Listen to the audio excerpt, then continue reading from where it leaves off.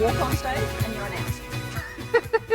I'm incredibly excited to be here. I'm glad some of you came back from lunch so you get to hang out with me for the next half an hour.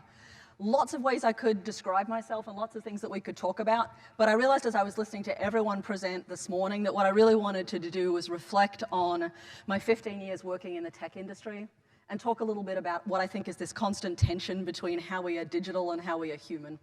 And I want to really kind of draw on what I've learned in my time at Intel as a way to sort of think about how we might spark innovation. Lots of ways to introduce myself.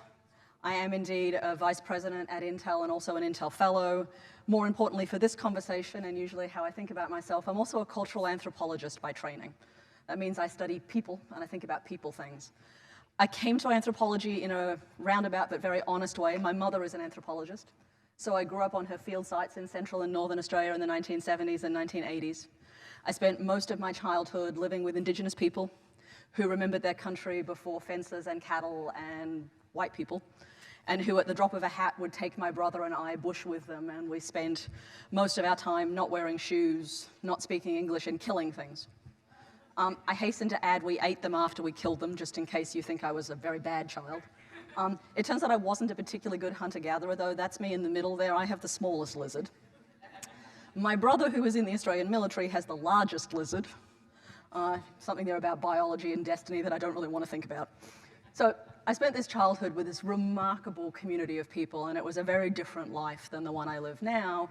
The one thread that connects them up is that my mother, whose fieldwork this was very clear that this wasn't just research for the sake of research for her. This was research about how do you understand Indigenous people and the ways that their worlds are shaped so that you can think about how do you advocate better for them in a world that is a little more complicated. And my mother was very big with the notion that if you could see a better world, you were morally obligated to go make it happen. You couldn't sit on the sidelines, right? You had to put your body, your heart, your soul, your passion, your time, your life if needs be, to bring that better world into existence. And that was always her North Star, and it's been mine too.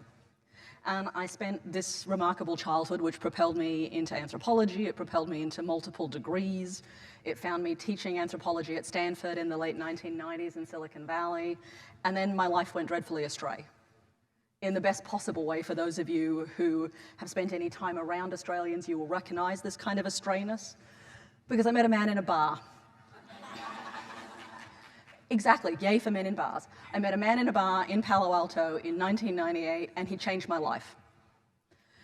In America, I always have to add, I didn't have sex with him, I didn't marry him, and I don't have his children. He nonetheless changed my life, because he asked me one really simple question. He said, "What do you do?" And I said, "I was an anthropologist." He said, "What's that?" I said, "I studied people and culture." He did ask why, which seemed to me to be an odd question as someone who loves people. I was like, "'Cause it's fun." He said, "What do you do with that?" And I said, I know somewhat smugly, I'm a professor at Stanford, because I was. And he just sort of looked at me and went, "Couldn't you do more?" Which was an extraordinarily odd remark and very Palo Alto circa 1998. And I kind of thought, I'm done with you, and so I left. And so imagine my surprise the next morning when he calls me at home on my home phone number. Because my mother, among many other pieces of sensible advice, said to me, "Do not give your number to strange men in bars." And he absolutely qualified. And so here he was on my home phone. And this is 1998. So we're talking before LinkedIn, before Facebook, before a nice white box on the internet into which you could have typed red-headed Australian anthropologist. These days, if you do, my name does pop up, which, better living through algorithms. I'm sort of proud of that. But at the time, no, that wouldn't have worked. And he did it the old-fashioned way. He called every anthropology department in the Bay Area looking for me. And when he asked the secretary of the anthropology department at Stanford, was there a red-headed Australian there, she said Genevieve and gave him my home phone number. Horrifying and great all at the same time. So here is this man on the phone saying to me, "I seem interesting," and I'm thinking, no, I'm not interesting. Really, I'm not. But then he said the magic words and he offered to buy me lunch. And for those of you who've been at university or been poor, you know the value of the promise of free lunch will make you do almost anything. It still does. So I had lunch with this man, he introduced me around the valley, I met many people, they all seemed to think that this anthropology gig was very interesting, and I thought they were all barking mad because I didn't understand any of the conversations they were having. And ultimately, in this kind of voyage, Bob introduced me to the people at Intel, who, as it turns out, were trying to grow a very small research science group. For some of the reasons that we heard from Abigail this morning about Google, it was about the why of the what. And they wanted an anthropologist, and I fit the bill. And I had a very complicated job interview that I will tell you all sometime when I'm not on stage. The end result of it was that Intel made me an offer and I declined because they seemed crazy also. And once a month for 7 months, Intel would call me up and ask me if I'd changed my mind and would I come work for them. And once a month I would say, what is the job description that you think you need me for? And they would say, well, at Intel you own your own career. I'm like, I don't know what that means. Where is the job description? I'm an academic, I know what my job description looks like. And that went on and on and on and on and on. And one day I suddenly realized I was at a decision point, and I bet any of you in this room who are entrepreneurs in particular, but I'm willing to bet most of us in this room have had this moment where the choice is between a life well planned and well executed in a very particular direction, or taking a huge risk and doing something no one can make sense of but you. And the choice was tenure track at Stanford, pretty clear. Go to Intel, you own your own career. I wasn't entirely sure what Intel did then, because again, anthropologist, not engineer. And then I realized that here was Intel, one of the biggest technology companies in the world that was actively building the future. Like they were making the building blocks of what the internet was running on, of what the most salient technology of my lifetime would be. And they wanted me. And I kind of thought, well, nice to be wanted. Why not? And so I quit my job, I quit tenure, I quit Palo Alto and California and moved to Oregon. Didn't know it rained, that was kind of a problem, but resolved that. Got there, first day of my new job, my new boss sits me down and says, we're so excited that you're here, we need your help with 2 things. Like for 7 months there was no job description and now we're down to 2 things. They had better be good. What are they? And my new boss says, we need your help with women. I was like, which women? Like there's 3.2 billion women on the planet, which women do you need my help with? And my new boss said, all women. And I'm like, okay, what do you want me to do with all women? And she said, it'd be great if you could tell us what they want. So in my notebook of the day, I wrote down women all and underlined it a lot. And tried to imagine, which is a great position to be in as a researcher, what is the project you will do that explains women all to a semiconductor manufacturer? It's kind of a good world, right? And then I realized this new boss had said there were 2 things. And if the first thing is women all, it is terrifying to imagine what the second thing might be. I am sure I secretly hoped it was men, because then I had the round set. But no, this new boss said, we need your help with this ROW problem we have. And I'm like, what's ROW? My new boss says, that's rest of world. And I'm like, uh-oh. Where's world so that you have a rest of world? And she says, that's America. And I was like, so wait, really? You have America and then everyone else? And she said, yes, and we need help understanding them. I'm like, okay. And I went back to my desk and I thought to myself, wow, well, there's a job. I'm either going to love it or I'm going to hate it. And the reality is, if your job is effectively describe everyone who isn't in the building to everyone who is in the building and make it count, that's like the best job ever. And for 15 years, it has been the best job ever.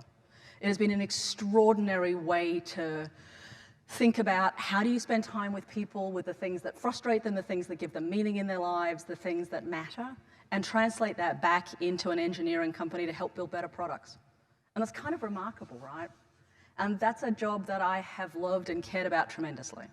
But there's a second part of that job that's sometimes a little more subtle, but I think equally important, which is that if you work for a technology company, you're effectively telling stories about the future every day. You're making a promise about what the rest of the world will look like, right? And we have lots of stories about the future. We're surrounded by them constantly. And they're always deeply revealing, right? This is a story of the future from 1956. You'll notice that it looks remarkably like some of our contemporary preoccupations, because that would in fact be a self-driving car.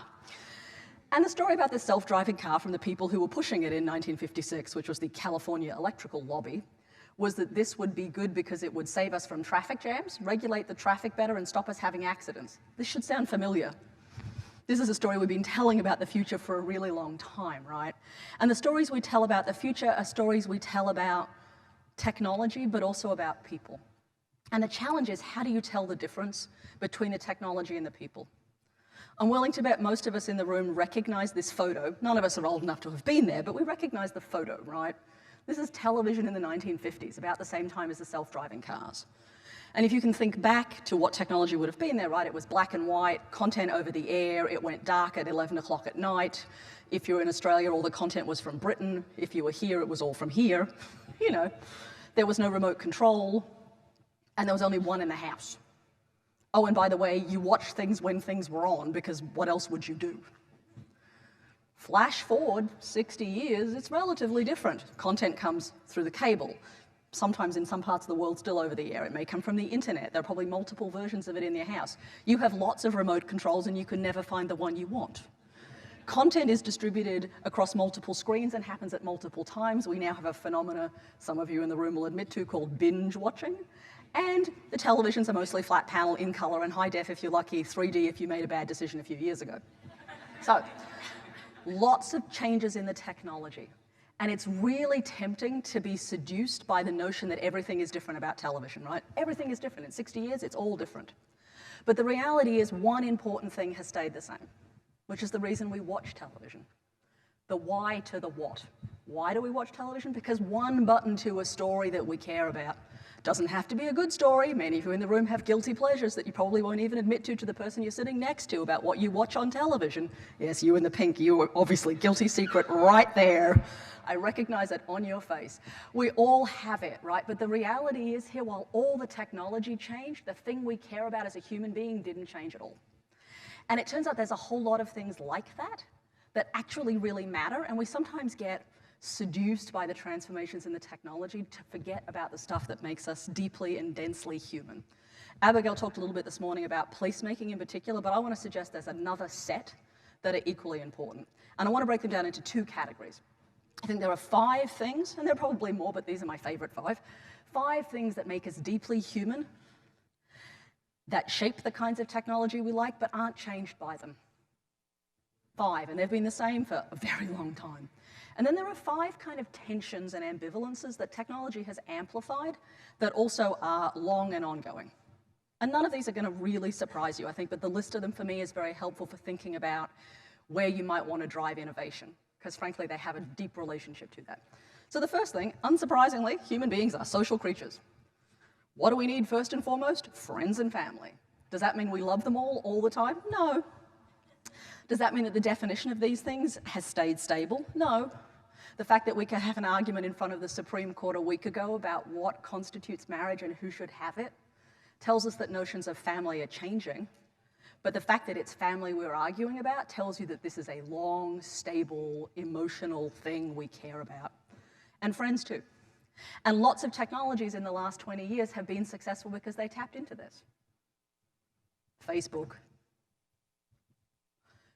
just as a starter, but email, digital photos. Turns out the birth of a child is one of the quickest predictors to the purchase of a digital video recorder or to getting people on Skype in the 60-plus age bracket. What's that about? Friends and family. What's the second thing that we care about? Well, it turns out we want to belong to a community, something bigger than ourselves, someone who shares our preoccupations, our values. This was an amazing ethnographic experience I had 6 months ago of being taken to the opening game of the Tennessee Volunteers in Knoxville, Tennessee. And there were 104,000 people in this stadium, all of them wearing orange and screaming for the Volunteers at the top of their lungs, with a chant that they all knew instinctively and I couldn't even begin to articulate. It's because they all share something, right? The same way we all do here. We're all interested in what it means to think about women, innovation, and technology, and what it means to think about what our relationship should be in those things. We know what community is. And it turns out technologies do too. This is why Pinterest works. This is in fact what eBay was based on back in the day. There's all kinds of ways that community matters. And it's just that if you keep layering up here, right, from friends and family to community, the next thing is we actually want to have meaning in our lives beyond ourselves. We want to belong to something infinitely bigger. At various points in time, we might have described this as religion. I think in America, we might think of this as the nation. We want to be Americans. We want to believe in something bigger than ourselves and the things that that stands for. Democracy, freedom, all kinds of words here, right? We also know that there are things that are neither religions nor nation states that are things we have also wanted to belong to. Think of them as being social movements, causes, and changes. Civil rights, gay rights, the women's rights movement, suffragettes 100 years ago.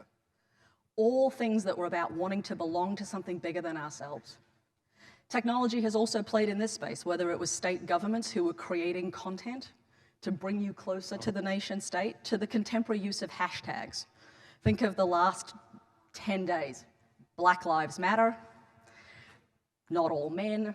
In my country, So Black, which is an Aboriginal hashtag that's being used. All of them are about how do we create the possibility of meaning beyond ourselves? Because it turns out as human beings, we need that, right? If you imagine that we have ourselves, our communities, and this much bigger purpose, there's also this other thing we do as human beings, which is that we use stuff to talk about who we are, first to ourselves and then to other people. So I'm willing to bet almost every person in this room got up this morning and made a conscious decision about what they put on their bodies. This is Miami. We seem to make some very conscious decisions about shoes. There were conscious decisions made about shirts and fashion. There were decisions about bags. Someone else made a decision about my lipstick, and I'm glad she did. Many decisions. We also know that part of that is about how we talk to ourselves about who we are. Whether it's about saying, I've made it, I'm worth it, I am a person you should take seriously, you should value what's in my head, I don't look fat in this. There are all kinds of reasons we put on clothes to talk first to ourselves and then to other people.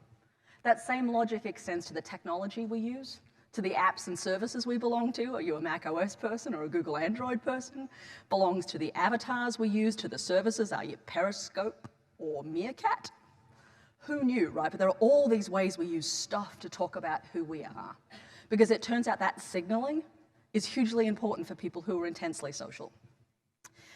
Unsurprisingly, then, there is this last thing that we have always done, which is that as human beings, we desperately need to keep secrets, and occasionally we tell lies. Now, I know all of you in the room are going, I don't tell lies. But psychologists would say that all of us in this room tell somewhere between 6 to 200 lies a day. Now, when you get to the 200 end, you are verging on sociopathic. But anywhere back from there is pretty easy to get to by lunchtime. Did you sleep well? Yes. Did you like the hotel? Absolutely. Isn't Miami gorgeous? Yes, indeed. Was lunch good? Of course it was. Was that speaker good? Yes. You're at half a dozen and we're already moving on. Now, do we do those because we actively want to deceive? Not necessarily. If you were raised Catholic, you will know the difference between the sins of omission and the sins of commission. You know, is it about the stuff we aren't saying or the stuff that we are deliberately misleading people about? The reality is we engage in omitting truths all the time. It also turns out we use secrets as a way of cementing social relationships. I tell you something, you tell me something back, and we've established a bond of reciprocity. The challenge is that lies and secrets have a very different dimension in a digital world. It's hard to know who has your secrets, and a whole lot of things that I think we might once have thought were secrets suddenly become public. What does it mean that your digital thermostat now knows that you're in menopause, and who is it telling? Because it knows when you like to cool the house down unexpectedly. That may be a secret you didn't feel like the world needed, but may suddenly have. What does it also mean if it is the case that lying online is not accompanied by shame and guilt and remorse the way it is when you do it in person? And what might the consequences of that be as you build out digital services, right? What does it mean if your audience and your consumers and your citizens aren't always telling you the whole truth and nothing but the truth? Interesting consequences, right? And if those are the 5 things that I think have remained relatively stable, family, community, meaning, objects, and lies, there are also 5 that have been going through a dramatic set of transformations, but I would argue these have always been contradictions. This latest generation of technology has amplified them, but it didn't create them. First one of these, we want to share. We're social, right? We want to share stuff, clearly. But we also worry about what people will think about us. We've talked about this sometimes as privacy. Do we care about what people think about us, what information about us is circulating? The reality is, whilst we care about privacy, we also, as human beings in many contexts, desperately worry about our reputations. So what all those privacy pieces add up to, right? What is bigger than the, do you know my age and gender? It might be, what assessments are you making on the basis of what I download on Amazon? And what does that tell you about me, and who are you sharing it with? So suddenly here you have this really interesting tension, right, between wanting to share who we are. Why do we participate in social media? To share our opinions, to share the things we care about. But we're also having to worry through the consequences here. But the internet didn't make this tension. This tension has existed, well, for as long as we have ways of broadcasting who we are. As long as you had next door neighbors, we worried both about keeping up with the Joneses and what the Joneses thought of us. So, hardly new, right? Second one is we have this really interesting tension as human beings between a desire for things to be familiar and thus ultimately boring, and a desire to have moments of wondrous delight. We sit in an interesting moment in the contemporary period where content producers know this. If you make television shows, you know that people want more of the same stuff, at least for a while. Housewives of New Jersey, Housewives of Miami Beach, Housewives of Houston, Dallas, Orange County. Like, who knew there were so many housewives? Until someone finally says, oh, maybe less reality TV, because they've heard the whispers, right? They've seen Mad Men and Breaking Bad, and they think, Game of Thrones. And we know it's familiar, familiar, familiar, familiar, getting bored, ooh, surprise me. Oh, now I'd like more of that then, please. That's a relatively easy, though not simple code to break. But people who produce fashion and food and music and media content frequently know how to tap into this, right? The reality on the digital side is this is a little harder. Think about a recommendation engine. How many people in the room use either Netflix or Amazon?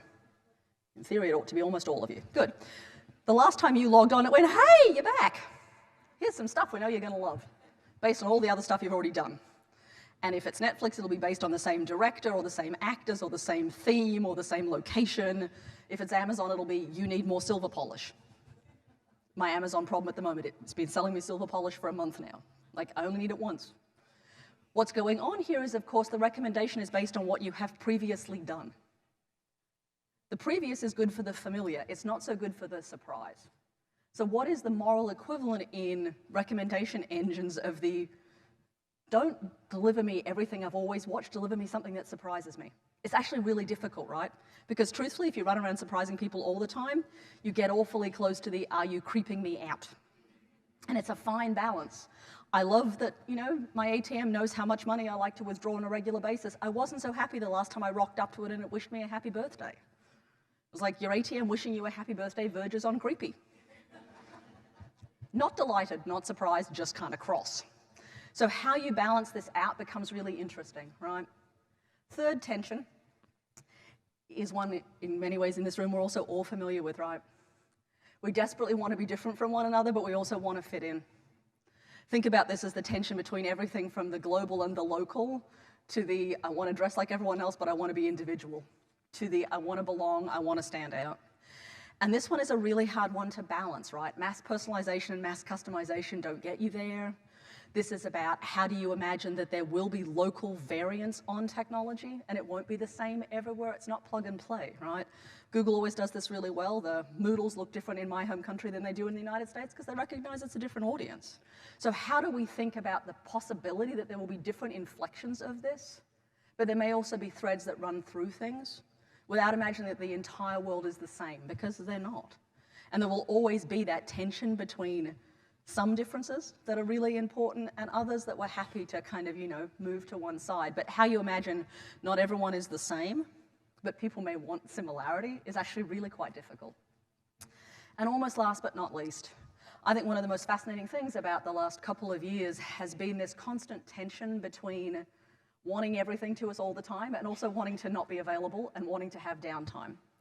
I sometimes think of this as being, we've designed a generation of technology that works best when it's constantly connected to power, to electricity and the network. All of the digital devices in your hands work best when they have network connectivity, and they work much better when they're plugged in. The reality is, human beings, we function much better when we are intermittently disconnected. Disconnected from materiality, disconnected from our technology. There is a reason why in most cultures we have structured downtime, or we used to, whether it was weekends or Lent or the Sabbath or Salah. There is a built-in notion of time should be experienced differently in the arc of a day and in the arc of a week and a month and a year. We live in an interesting world where managing that with the technology is quite complicated. I know there's a speaker later today talking about digital detoxing, which is clearly one of the phenomena that's going on here, right? About how do we carve back control and time. But managing this contradiction is actually quite difficult. And there are lots of solutions, but no one's quite cracked the code yet, right? About how is it that we think about managing these two things.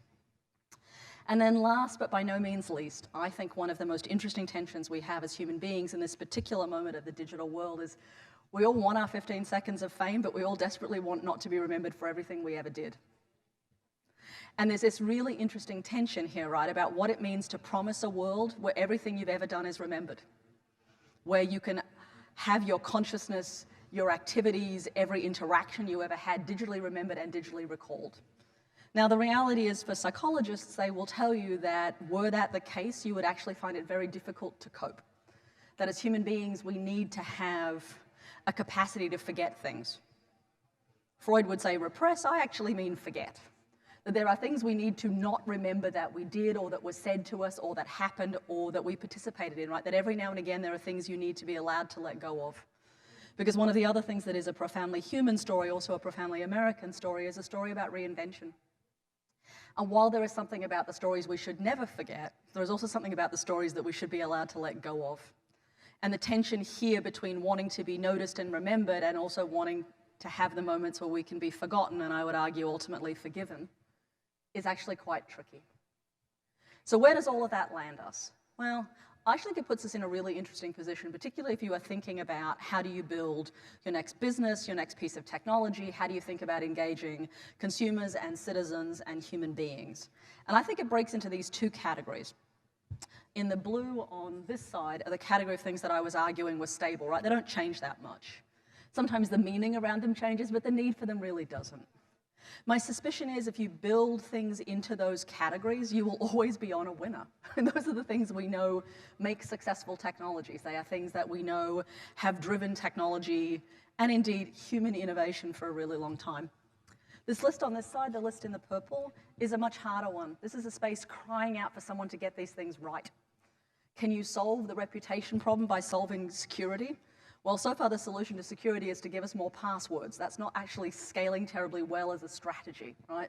Do human beings need more passwords? No, because we just write them on pieces of paper and store them next to the device that we need them for, so they're not really doing their work, right? Can we think about what it would mean to create algorithms, not for recommendations, but for surprise and delight? What would that look like?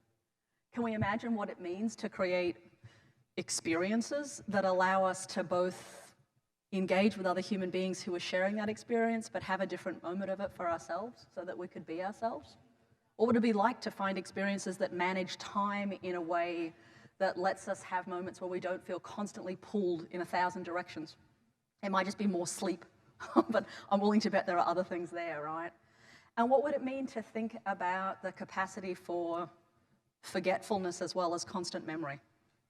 I mean, there's already moves in the European Union to think about the right to be forgotten, but what would it mean to imagine that not everything you ever did was recorded, transcribed, and saved? And what would the consequences of that be? Because I think what's going on here, one of the really interesting challenges about the moment we sit in, and frankly, as someone who gets to spend her life at the intersection of technology and culture, I can't imagine a more interesting moment than the one we sit in now, right? In the world we are looking forward to. There is a tremendous amount of possibility and promise and extraordinary activity that is happening. But the challenge is for all of us in our various roles, you don't need to be a technologist for this to also be your challenge, is that we need to find a way to balance the needs of the technology with the needs of us as human beings. And that's not always a simple balance, right? It's partly about how we advocate on the technical side for making technology that's more responsive to human beings rather than expecting human beings to be responsive to the technology. But part of it's also about how do all of us think about and bring ourselves into conversations about what the future should be. I started here by saying that part of my job is to talk about the future and to talk about the stories we tell about the future, because those stories are also stories about what we want in the present moment. Every story we tell about the future is a story about our desires now, right? And the story I would like to tell about the future, the story I think is an important one, is one where we all bring our humanity to that conversation. It's not just about what the technology will do for us. It is about what we will do to, with, for, and expect from the technology. And that's about how all of us bring our humanity into everything we do, into every conversation, into every interaction, into our expectations, into our businesses, and into our lives. And with that, I want to say thank you.